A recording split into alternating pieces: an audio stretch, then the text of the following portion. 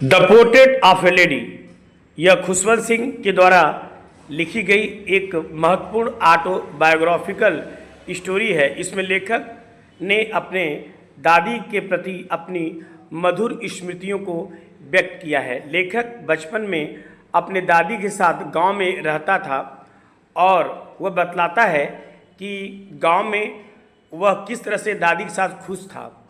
उनके माता पिता शहर में शिफ्ट कर जाते हैं और लेखक एक बच्चे के रूप में दादी के पास रहता है। दादी ने लेखक का डेली रूटीन कुछ अलग तरह से बनाया। सुबह खाना देती थी, उसको स्कूल ले जाती थी और स्कूल में जो मंदिर बगल में होता था वहाँ वो बैठा रहा करती थी। शाम को वापस आते समय वो कुत्तों को रोटियां दिया करती थी। इस तरह से उनका डेली रूटीन चल रहा था। लेखक एकदम से खुश था, लेकिन बड़ा होने के बाद उनको शहर बुला लिया जाता है। शहर में लेखक को एक अलग सा कमरा दे दिया जाता है और दादी जी अलग कई घंटे अकेले बैठा रहा करती थी। उनका सबसे प्रिय काम था छत पर बैठ कर के चिड़ियों को चारा देना, दाना देना। ये उनका इतना सुखद समय होता था कि ये दादी का चेहरा ही बता सकता था। लेखक और बड़ा होता है, यूनिवर्सिटी जाता है ऊंची शिक्षा के लिए।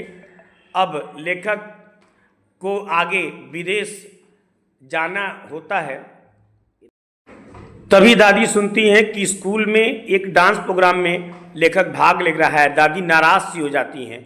दोनों के बीच में विचारों का मतभेद होने लगता है। अब लेखक को 5 साल के लिए विदेश जाना है। वो सोचता है कि वो दादी से कैसे अलग रहेगा, लेकिन दादी एक बहादुर महिला की तरह से स्टेशन पर आती हैं, लेखक को ट्रेन में बैठाती हैं और तमाम उपदेश दे करके घर चली जाती हैं। 5 साल का समय देखते देखते बीत जाता है।